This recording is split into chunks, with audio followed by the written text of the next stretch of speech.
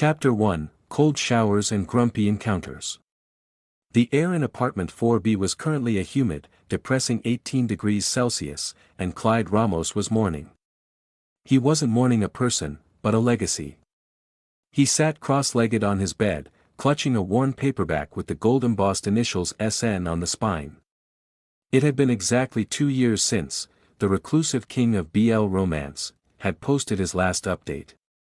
No goodbye, no, see you later, just a digital silence that felt like a door slamming in the face of millions. Where did you go, SN? Clyde whispered, tracing the cover.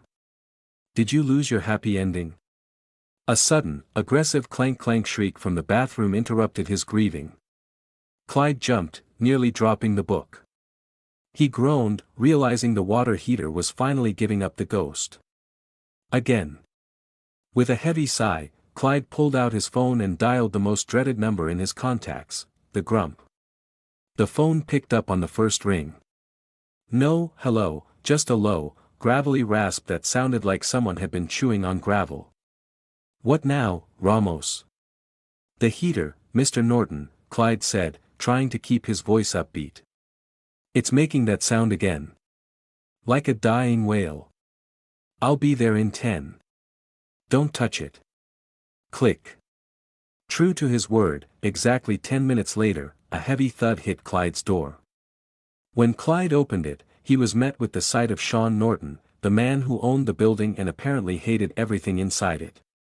Shawn was dressed in a charcoal gray hoodie 2 sizes too big, his dark hair a messy nest that suggested he hadn't seen the sun in days.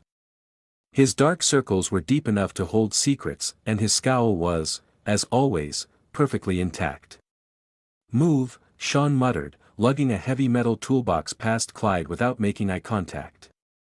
Clyde stepped back, watching his landlord's broad shoulders disappear into the cramped bathroom. I tried turning the valve, but... I said don't touch it, Shawn's voice echoed against the tiles, sharp and irritable. You'll flood the downstairs unit and I'm not dealing with the paperwork. Clyde hovered by the door, watching Shawn work. It was an odd contrast. Shawn's hands were large and calloused, moving with a rough efficiency, yet there was a strange, hidden grace in how he handled the tools.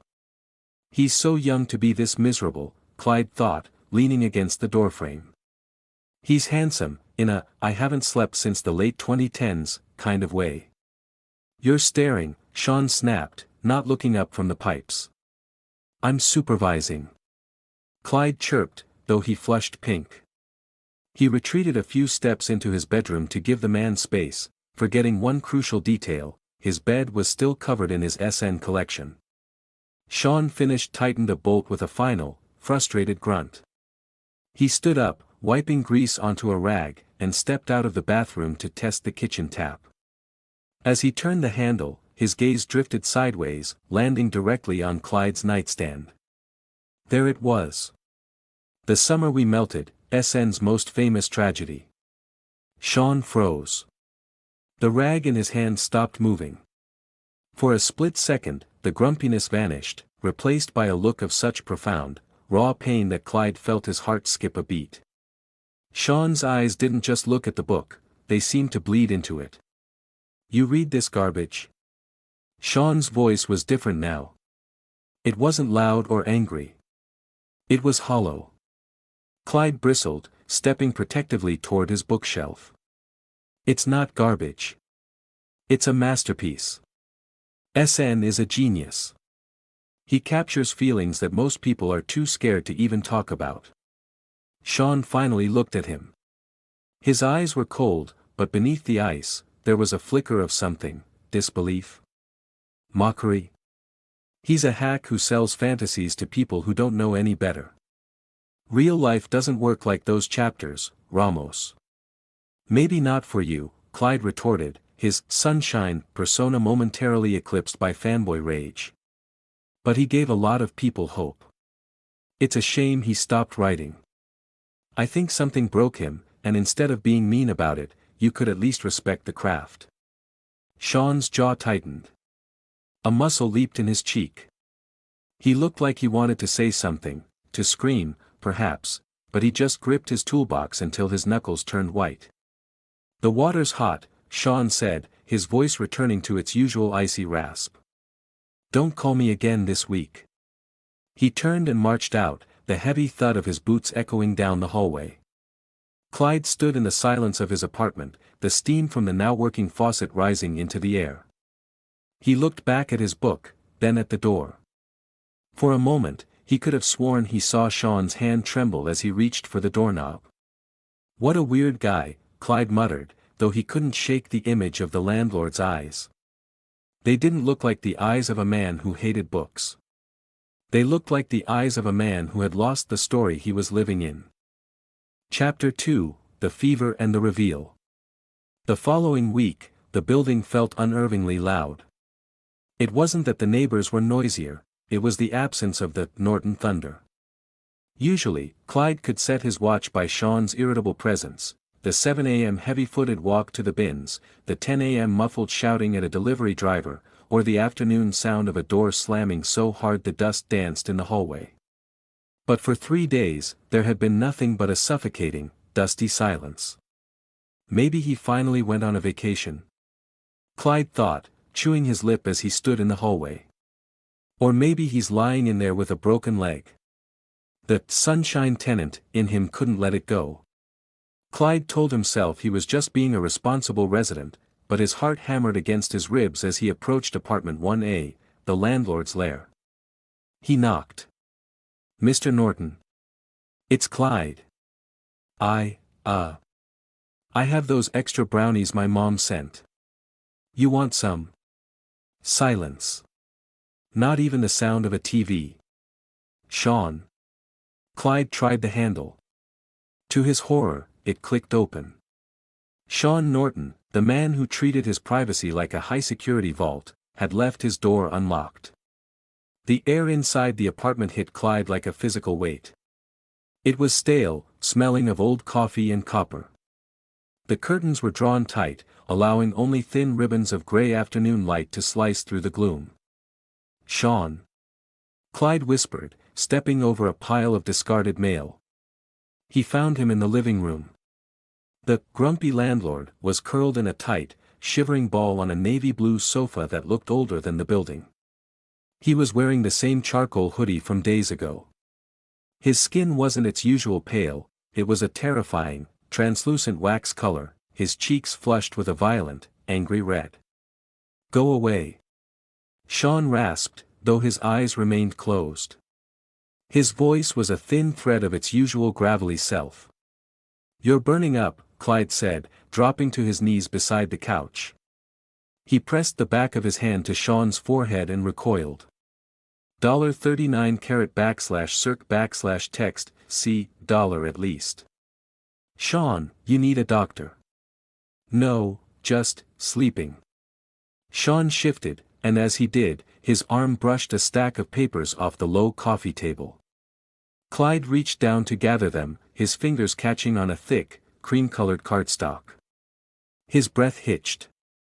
At the top of the page, written in a cramped, elegant cursive he recognized from signed limited editions, were the words. Prologue, The Architect of Loneliness. Author, S.N. Clyde's brain stalled. He looked at the paper, then at the shivering man on the couch, then back at the paper. There were scribbles in the margins, plot points about heartbreak, notes on the feeling of rain on a cold shoulder, and a repeated sentence that had been crossed out so hard the paper had torn. Why write about love when it's a lie? You. Clyde breathed, the world tilting on its axis. You're him. You're SN. He looked at the coffee table properly now. It wasn't just one manuscript. There were original, hand-annotated drafts of The Summer We Melted and Ink and Bone. These weren't just books, they were the blueprints of Shawn's soul, scattered among empty takeout containers and dust. Shawn's eyes fluttered open, glassy and unfocused.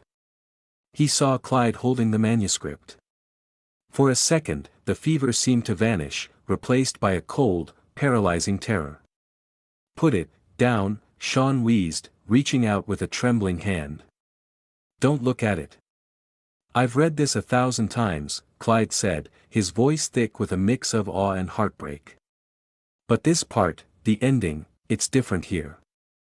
Because the ending changed, Shawn whispered, his strength fading as he slumped back into the cushions. The muse left. The story died. Clyde didn't leave. He couldn't. He spent the next 4 hours in a blur of motion, wringing out cold towels, forcing Shawn to sip electrolyte water, and tidying the graveyard of a room. He felt like he was walking through a sacred temple that had been desecrated by grief. Around midnight, the fever finally broke. Shawn's breathing leveled out, and he opened his eyes to find Clyde sitting on a footstool, quietly reading the unpublished manuscript by the light of a small lamp. "Why are you still here?" Shawn's voice was stronger, but stripped of its usual armor. Clyde looked up, his eyes shining. "Because I've been waiting 2 years to hear from you. I didn't know I lived 1 floor above the person who saved me when I was at my lowest." Shawn turned his face toward the back of the sofa, a single tear escaping and soaking into the fabric. "I'm not that person anymore, Clyde. SN is dead. He died 2 years ago in a coffee shop when his happily ever after told him he was never enough." "Then let me stay," Clyde said softly, reaching out to tentatively touch Shawn's shoulder. "Not for SN.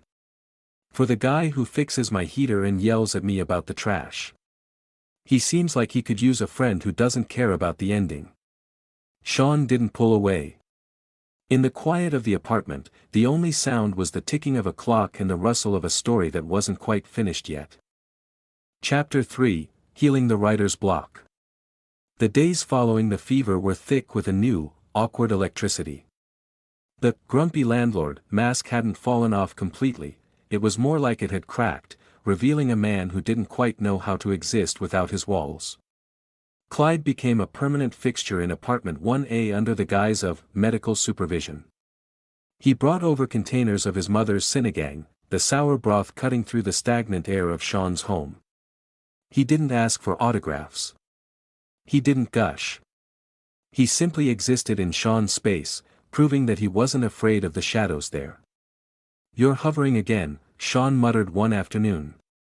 He was sitting at his mahogany desk for the first time in months, staring at a blinking cursor on a dusty laptop. The light from the window caught the sharp line of his jaw, making him look less like a curmudgeon and more like a tragic hero from one of his own chapters. "I'm not hovering. I'm hydrating you," Clyde countered, sliding a glass of water next to the mousepad. He leaned over, his chest brushing Shawn's shoulder. "And that cursor has been in the same spot for 20 minutes. It's lonely." Shawn stiffened at the proximity, his breath hitching. He could smell the laundry detergent on Clyde's shirt, something sunny and bright that didn't belong in this gloomy room. "It's hard, Clyde. Every time I try to type a word about connection or trust, I feel like a fraud. I feel like I'm lying to my readers." Clyde pulled up a wooden chair, sitting backward on it so he could face Shawn. "Is that why you stopped? Because he made you feel like love wasn't real?" Shawn's hands curled into fists. "He was my North Star. When he left, when he told me he'd been seeing someone else for 6 months while I was writing a book dedicated to him, the words just turned to ash. I realized I was writing a fantasy that didn't exist."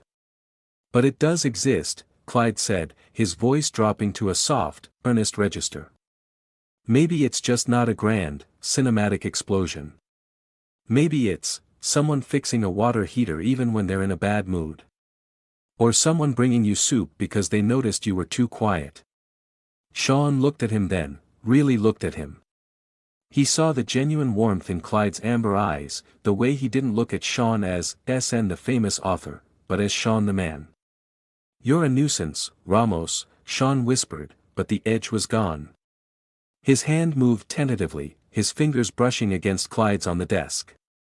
It was a tiny movement, but for Shawn, it was a mountain climb. "I know," Clyde grinned, not pulling away. "But I'm your nuisance." Over the next week, the apartment began to change. Clyde opened the curtains, letting the golden hour light wash over the stacks of paper.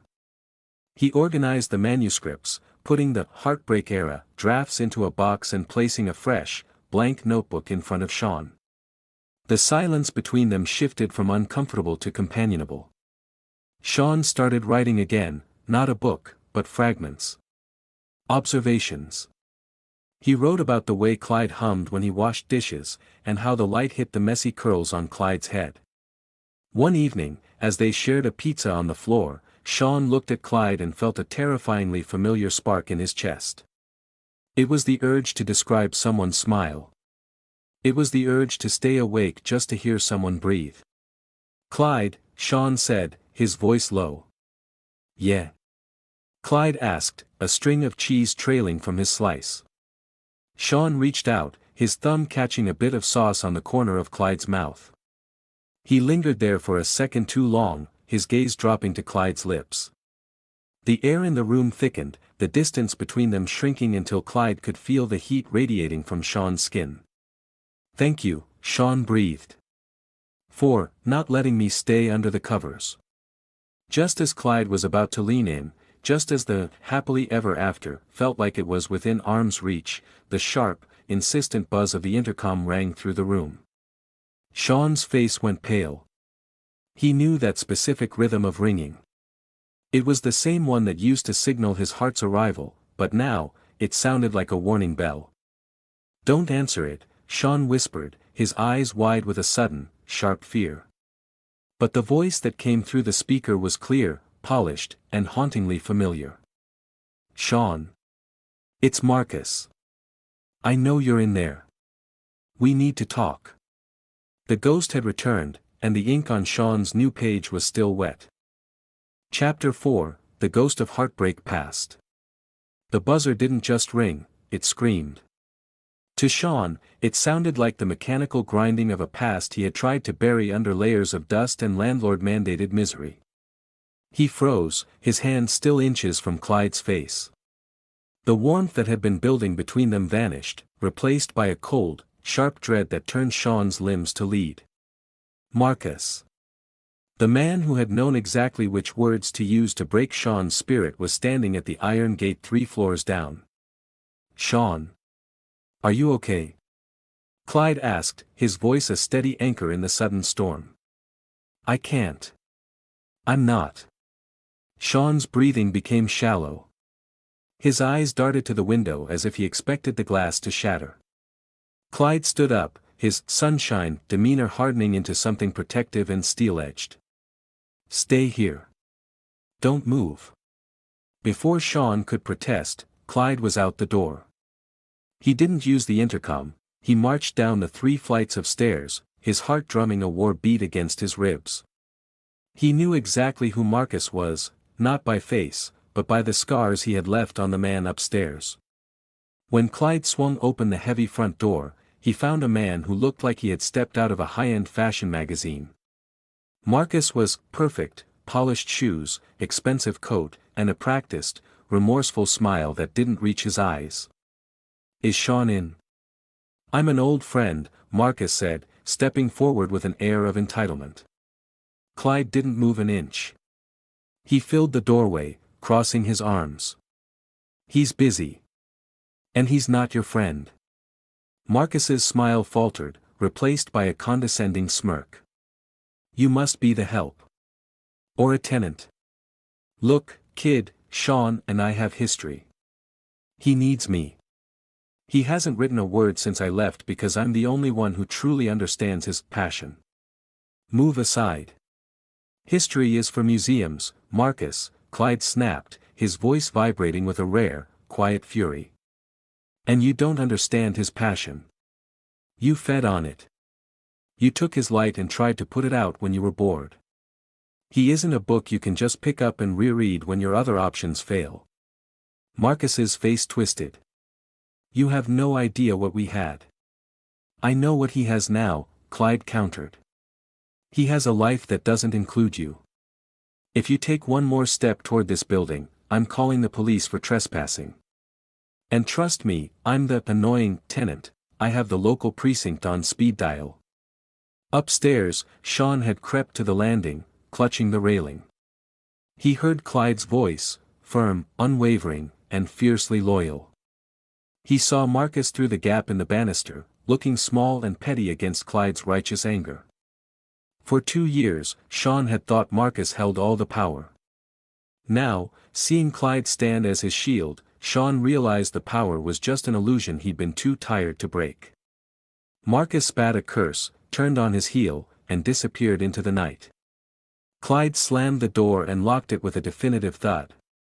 When he turned around, he saw Shawn standing on the stairs, trembling. Shawn didn't say anything. He just descended the steps and practically fell into Clyde's arms. The grumpy landlord was gone. In his place was a man finally letting go of a heavy burden. "He's gone, Shawn. He's never coming back in here," Clyde whispered, rubbing small circles into Shawn's back. "I thought I'd spiral," Shawn choked out, his face buried in Clyde's neck. "I thought seeing him would break me again. But looking at him, I just felt nothing. Because I was too busy wondering if you were okay." Shawn pulled back slightly, his eyes searching Clyde's. The fear was still there, the fear of being hurt, of being cheated, of being not enough, but for the first time, the desire to be with Clyde was stronger than the fear of the fall. "Clyde," Shawn whispered, his voice cracking. "I don't know how to do this. I don't know how to be the happy character." "That's the secret," Clyde said, leaning in until their foreheads touched. "You don't have to write the ending yet. We're still in the middle of the book. And I happen to really like this chapter." Chapter 5, A Different Kind of Muse. The transition from Landlord and Tenant to something more didn't happen with a grand cinematic gesture. It happened in the quiet, domestic spaces between them. For their first official date, Shawn didn't take Clyde to a high-end restaurant where they had to dress up and perform.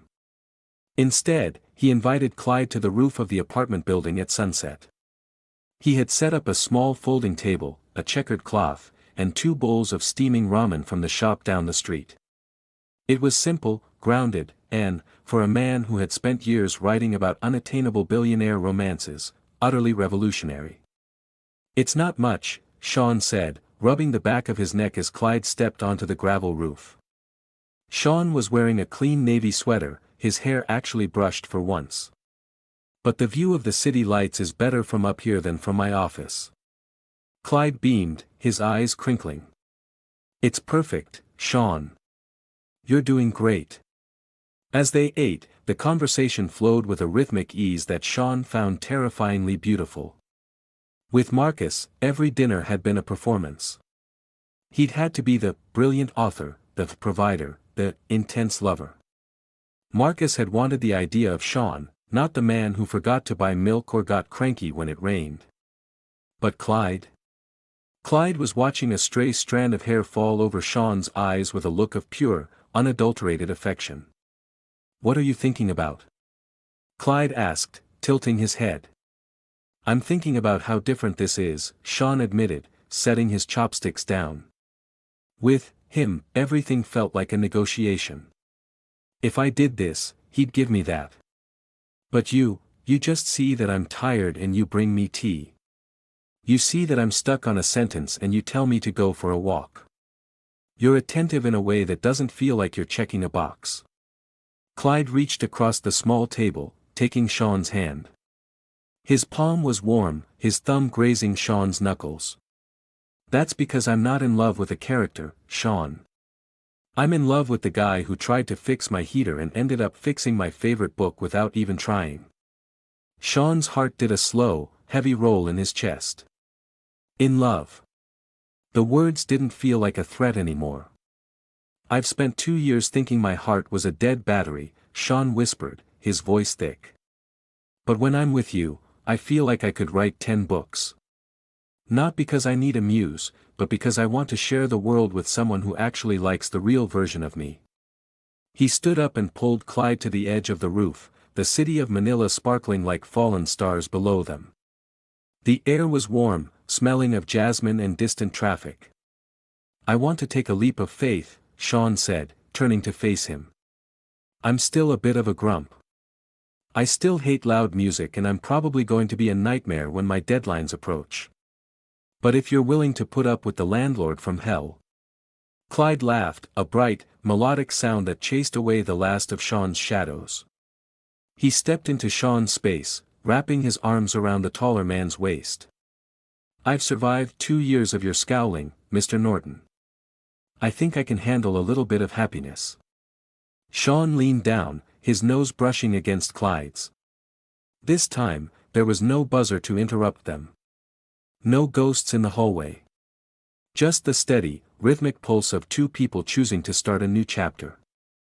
When their lips finally met, it wasn't a shattering of the universe like in Shawn's early novels.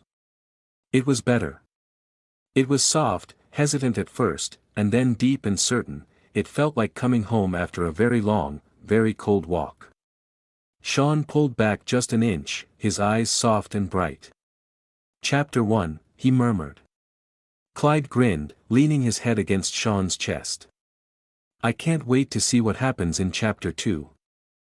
Chapter 6, the epilogue of a new story. The literary world didn't just wake up a year later, it exploded. It started with a single post on the long-dormant SN official social media accounts, a photo of a windowsill drenched in morning sunlight, a steaming cup of coffee, and a handwritten manuscript page. The caption was simple: "I found the words again. Thank you for waiting." Within hours, #SN Returns was trending globally. But inside the walls of the apartment building, the atmosphere was far more grounded. Clyde walked into apartment 1A, no longer a tenant visiting a landlord, but a partner coming home. The place was unrecognizable from the tomb it had been a year ago. The heavy, dust-caked curtains were gone, replaced by light linen that billowed in the breeze. Potted plants lined the balcony, and the smell of stale coffee had been replaced by the scent of fresh pine and the sourdough bread Clyde was currently learning to bake. Shawn was at his desk, but he wasn't hunched over. He was leaning back, laughing at something on his screen. The grumpy landlord scowl had been permanently replaced by fine crinkles around his eyes, the kind you only get from smiling too much. "The pre-orders just hit a record, Shawn," Clyde said, leaning over the back of the chair to kiss the top of Shawn's head. "People are losing their minds over the dedication." Shawn pulled Clyde around to sit on his lap, his arms wrapping securely around Clyde's waist. He looked at the screen, where the digital proof of the book's title page was displayed. "The Landlord's Heart" by Shawn Norton. Dedicated to CR, the man who fixed the author when the author couldn't fix the heater. "I was worried it was too cheesy," Shawn admitted, his voice still a low rasp, but now it carried a warmth that vibrated through Clyde's chest. "My editor asked if I wanted to use a pseudonym again. I told her no. I'm tired of hiding behind initials. I want people to know who I am now." "And who are you?" Clyde asked softly, tracing the line of Shawn's jaw. "I'm a guy who is very much in love with his most annoying tenant," Shawn teased, nipping playfully at Clyde's fingertips. "And I'm a writer who finally figured out that the best stories aren't the ones about tragic endings. They're the ones about the boring, beautiful after." Shawn's new book wasn't a tragedy. It was a story about a man who thought his world had ended, only to find a new one in the simple act of being cared for. It was a story about cold showers, warm soup, and a boy with sunshine in his eyes who refused to take no for an answer. "Are you going to do it?" Clyde asked, nodding toward an invitation on the desk for a major literary gala, Shawn's first ever public appearance. Shawn looked at the invitation, then back at Clyde. A year ago, the thought of being seen would have sent him into a panic. But now, he had an anchor. "Only if you're standing right next to me," Shawn said. "I want the world to see the person who gave me back my voice." Clyde leaned in, capturing Shawn's lips in a slow, deep kiss that tasted of certainty and forever. As the sun began to set over the city, casting a golden glow over the room, the only sound was the soft click of a laptop closing. The work was done for the day. The mystery of SN was solved, the grumpy landlord was retired, and the real story, the one that didn't need a publisher or a deadline, was just beginning. Shawn grabbed his jacket in Clyde's hand, heading toward the door. "Come on," Shawn said, a genuine, radiant smile breaking across his face. The heater in 4B is acting up again. I think the landlord needs to go check it out. Clyde laughed, leaning his head on Shawn's shoulder as they walked out together. You're still the grumpiest repairman I know. Yeah, Shawn whispered, squeezing his hand. But I'm your repairman. The end.